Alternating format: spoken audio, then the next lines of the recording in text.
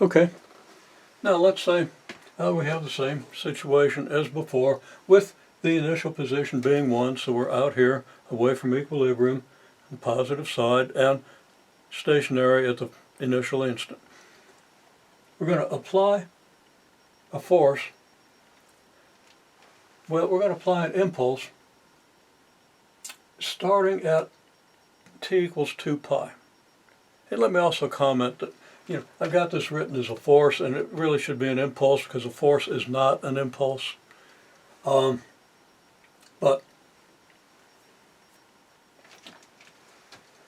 we're going to pretend it is.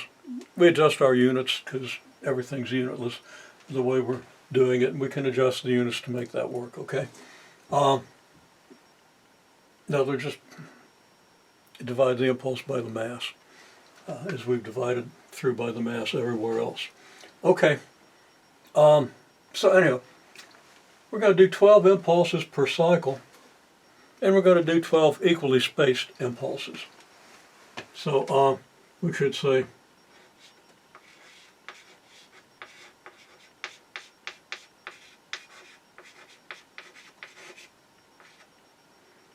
and we could extend that to randomly spaced impulses and show that we get the same ultimate result, but 12 equally spaced impulses per cycle.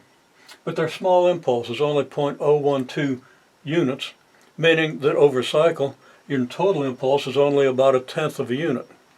Now sometimes those impulses are going to occur when the oscillator is moving toward the source of the impulse, sometimes when it's moving away from the source of the impulse.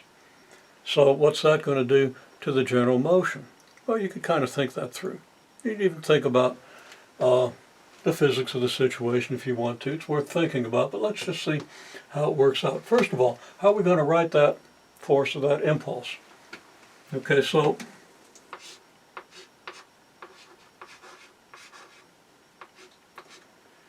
well, the first impulse is going to occur at t equals 2 pi, so it's going to be 0.01 times your delta function of t minus 2 pi. Now if there are 12 impulses over 2 pi, then the spacing of the impulses will be 2 pi over 12, which is pi over 6. Okay, so the second impulse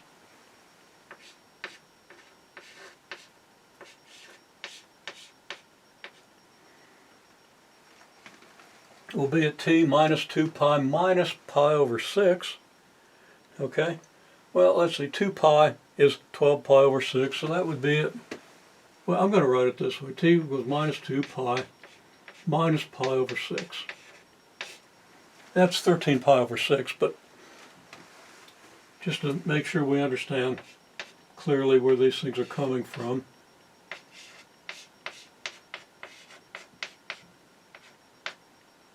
and instead of pi over 3, which is twice pi over 6, I'm going to write it as 2 times pi over 6, and so on. Well, it should already be clear that then this could be expressed as 0.01 times the sum of delta of t minus 2 pi plus minus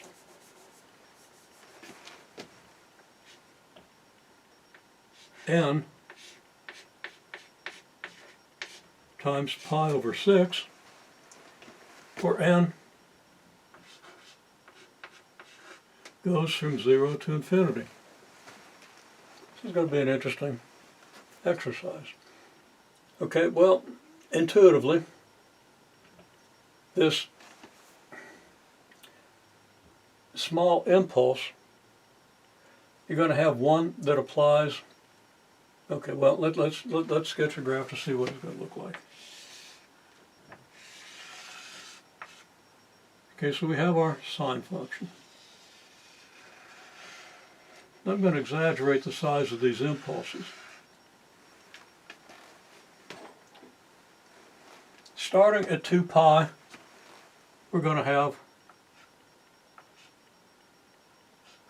12 impulses.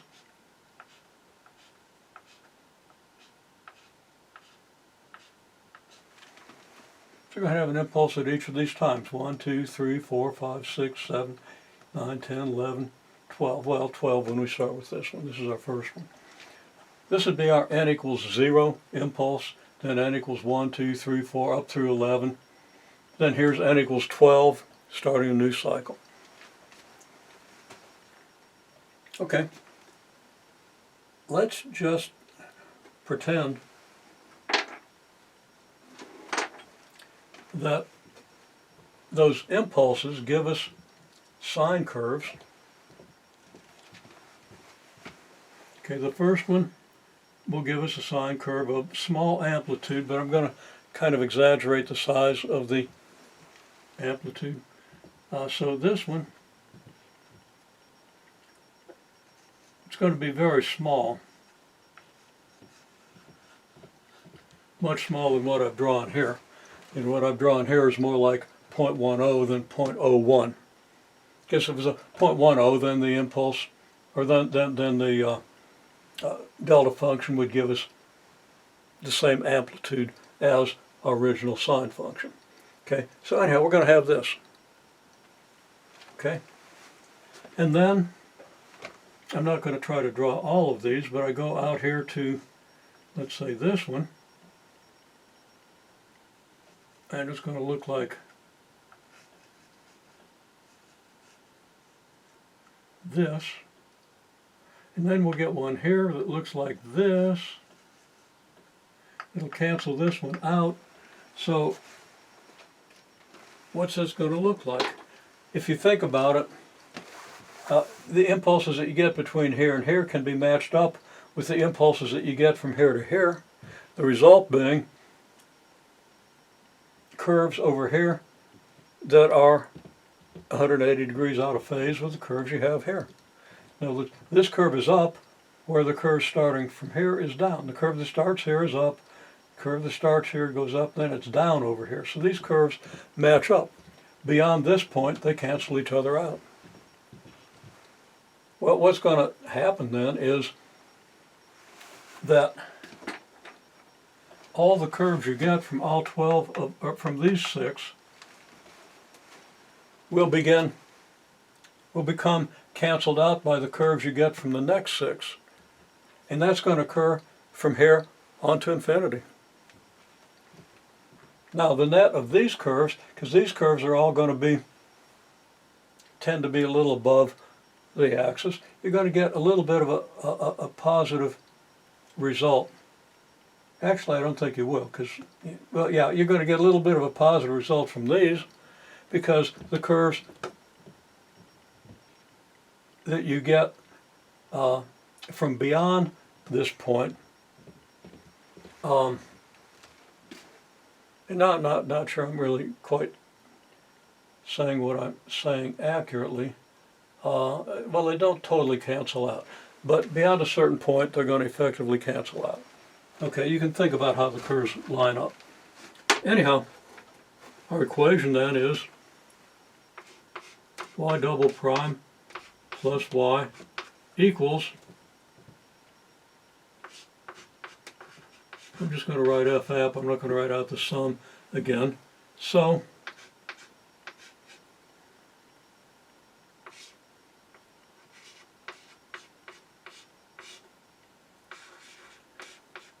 you have s squared plus 1 times your Laplace transform of y as usual. Your y of 0 is 1.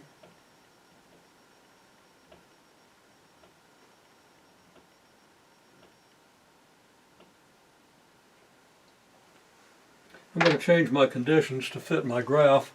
If y of 0 is 1, then the graph has to start up here. So I'm going to make y of 0 0. Then y prime of 0 is going to be 1.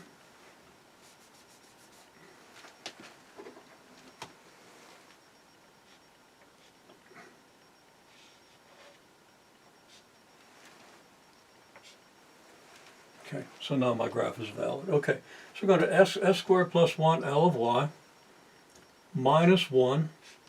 And the thing caused me to pause there is I was going to get an s times 1 from the y of 0. And that was going to give me the cosine. So obviously something was wrong. I'm not real quick, but I caught it anyway. Okay, so s squared plus 1 L of y minus 1. That's what we're going to have on the left-hand side, as in every case before, except for whether this is a minus 1 or a 0. Okay, then we do Laplace transform of this. Well, if you think about it, this is going to give us 0.01 times the sum from n equals 0 to infinity of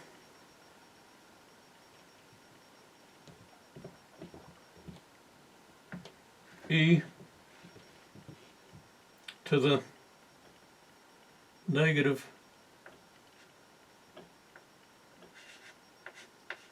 2 pi minus n times pi over 6. If we divide by the s squared plus 1, we get L of y is 1 over s squared plus 1. And we know that when we inverse transform, that's going to give us the sine, that's going to give us our white curve. And then it's going to be plus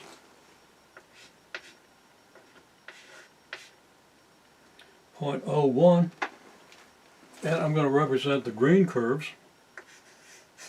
I'll write them in green this time. N equals 0, sum from n equals 0 to infinity of e to the negative 2 pi minus, I'll write this as just n pi over 6, divided by s squared plus 1. So that the inverse transform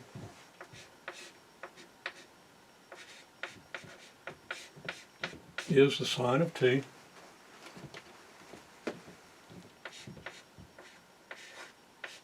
plus 0.01 times sum from n equals 0 to infinity of the sine of negative 2 pi minus n pi over 6 u of negative 2 pi minus n pi over 6.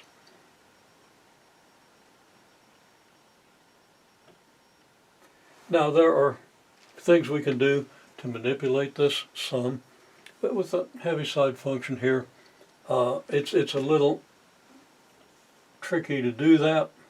Not sure I want to get into that.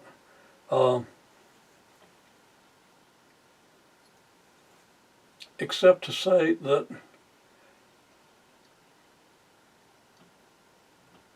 for large n, everything that happens up to that point pretty much adds up to 0. So that you're never going to get big deviations. Your ultimate solution is probably going to look something like this. And I haven't done the total analysis.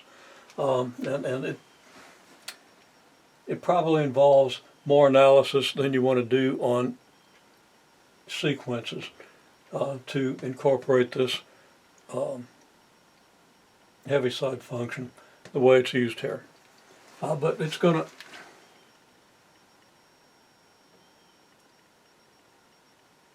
kind of look like this.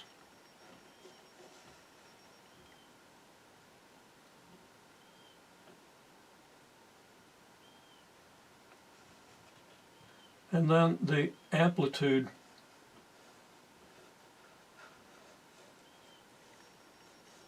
is going to tend to decrease. So that your total solution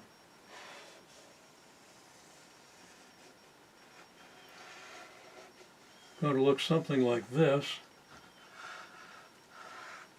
But now I haven't drawn this quite correctly.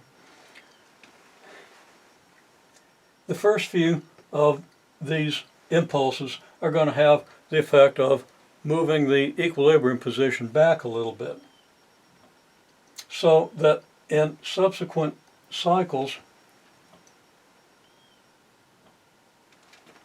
the influence you get from these is largely canceled by the influence you get from these. That is the influence you get from the impulses that occur between here and here are largely canceled by the impulses you get from here to here.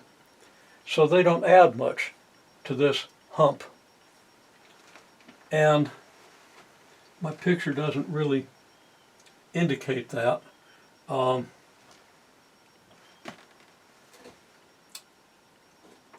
sure what to do about that except to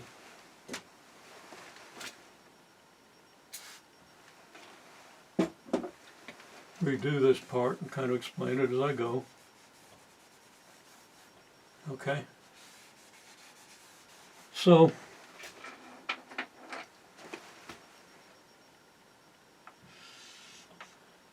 what we have here is going to continue the white curve, the sine. All these things are going to combine over here, but they're going to kind of pretty much cancel out what you have from here, and I haven't drawn that very well. But there's more cancellation here than there was here.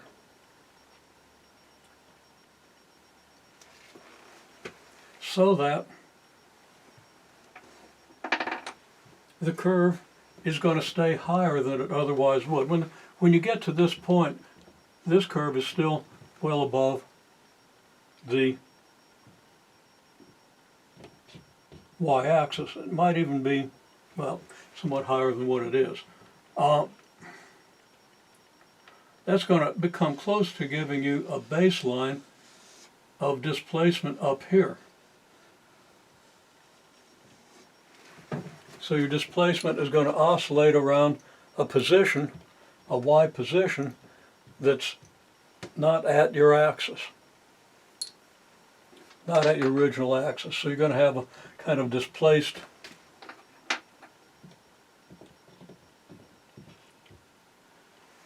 curve. And my color coding is pretty bad.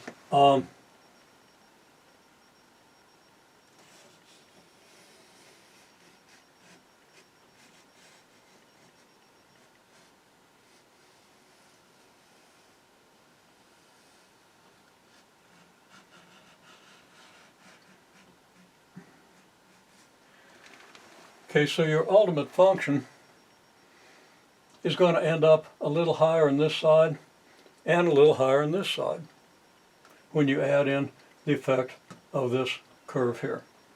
So you're going to end up oscillating about a different center.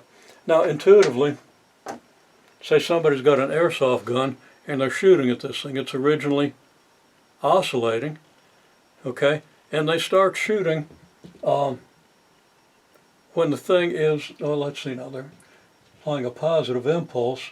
Okay, they start shooting when you're at the equilibrium position moving away, so that the shots enhance. So every shot enhances. So you got, you know, a bunch of shots coming in here. You up here, and okay, you tapping it, you tapping it, you tapping it, you tapping it. Those airsoft BBs are going to keep tapping this thing in that direction, which is going to displace the effective equilibrium position to the right, and this expression tells you how that's going to be done. You could even take this to where your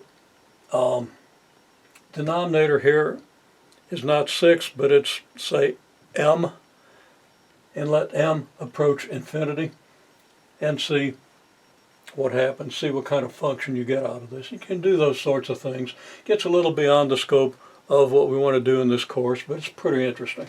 So just take this as an example and give it a little thought. Try to at least understand how the cancellation works early in this thing to shift the position in the positive y direction, to shift the essential equilibrium position in the positive y direction. And also why, after a while, there isn't any significant additional shift in the y direction. You can also analyze this by energy concept, energy and momentum considerations for the pendulum. and you know how much impulse do you get from each BB. So even get into, for continuous force like a headwind, which you can model, of course, by drag, and see how that fits in with this model. This could be a model for, actually it wouldn't be drag, but a model for some continuous force in the positive direction. Okay.